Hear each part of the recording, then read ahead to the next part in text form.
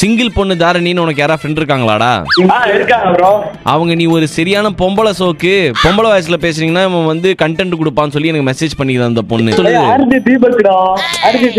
A C, உன் வாழ்க்கையே buck பக்குன்னு போயிட்டு இருக்குது. அந்த பொண்ணு உன பொம்பளை சோக்கு இருந்தா அதெல்லாம் கவலைப்படாத. ஆர்ஜே தீபக் கிழிச்சாரு உனக்கு. சரி ஓகே, அந்த பொண்ணு கான்ஃபரன்ஸ் போட்டு என்ன அப்படி சொன்னியான்னு சொல்லி நம்ம ரெண்டு பேர் பிராங்க் பண்ணலாமா? சரி ப்ரோ. கான்ஃபரன்ஸ் போடு. நீங்கள் பேசி. ஹலோ, நான் ஆர்ஜே தீபக் பேசுறேன். தாரணியா?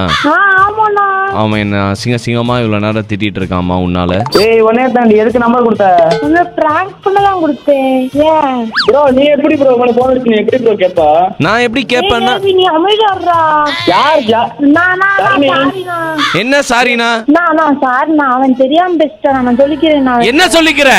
இவர் எப்படி சொல்லுவாரு? நீ ஏன் நம்பர் கொடுத்த? கட் பண்ணிருச்சு ப்ரோ. இரு ப்ரோ, திரும்ப கூப்பிடுறேன். சொல்லு. என்ன பண்ணிருக்கிற நீ? இந்த பொண்ணு என்னப்பா பண்ணுது? அது படிக்குது ப்ரோ, படிக்குது, 10th படிக்குது. 10th படிச்சுக்கிட்டு உன் ஃப்ரெண்ட் பொம்பளை சோக்குன்றியே.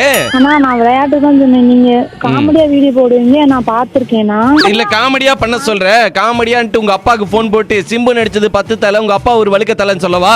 ஐயோ அண்ணா, என் மனசாட்சி படி பார்த்தா அது ரொம்ப தப்புண்ணா. அது மனசாட்சி இல்லையே ப்ரோ, இருந்த நம்பர் கொடுக்கணும். இப்படிப்பட்ட ஃப்ரெண்ட் உனக்கு நிஜமாவே வேணுமான்னு எனக்கு தெரியலப்பா.